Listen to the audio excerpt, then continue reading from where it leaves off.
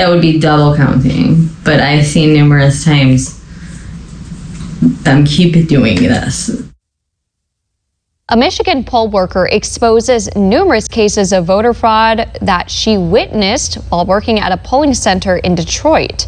In video testimony this week, Melissa Carone said she was hired by Dominion Voting to assist election workers if tabulating machines were having issues. Carone says ballots cast for Joe Biden were counted 8 to 10 times each to inflate his number of votes. Numerous times throughout the night, countless times, they were not discarding these batches. They were taking the ballot that would not go through due to a crease in the paper in the wrong place. And they would set it on top and they would just rescan the whole batch. At Biden, I did not see not a one ballot for Trump, not one.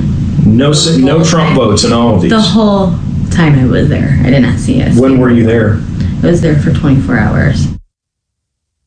Carone went on to say trucks were delivering unidentified cargo to the center where she worked through the night.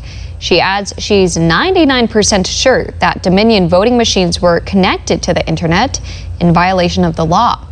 Meantime, One America's Chanel Rion spoke with the founder of FEC United, Joe Altman, who made a bombshell discovery about a key member of Dominion's leadership. Joe, you infiltrated an Antifa conference call this past September and accidentally came upon a top Dominion voting systems executive named Eric Coomer. Describe that call and what it led you to find. It was interesting how the call started. Somebody says, "Who's Eric?" He says, "Eric's a Dominion guy." Someone actually said, "Hey, go ahead." I told him to continue speaking. And someone interrupts and says, "What are we going to do if effing Trump wins?" And Eric responds, and I'm paraphrasing this, by the way, "Don't worry about the election. Trump is not going to win. I made effing sure of that." And then they started laughing, and somebody says, "Effing right." At that point, I thought to myself, this guy's crazy. These people are crazy because they think that they are, Jedi warriors and they can just will themselves to Trump not winning. Fast forward to just after the election, Altman sees an article concerning Georgia's last-minute Dominion voting software updates. The article cites Eric speaking on behalf of Dominion.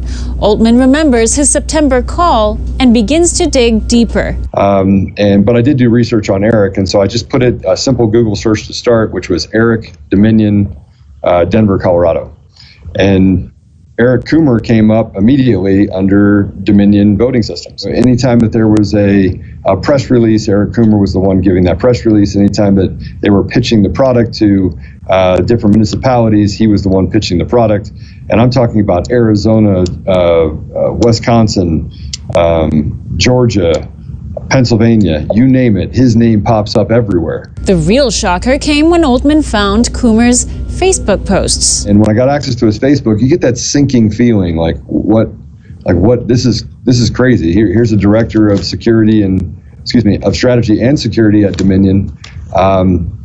And when I got into his Facebook page, that's when things really started to kind of come together for me that Eric Coomer was this, that he was not just Antifa, he was responsible for putting his finger on the scales of our election.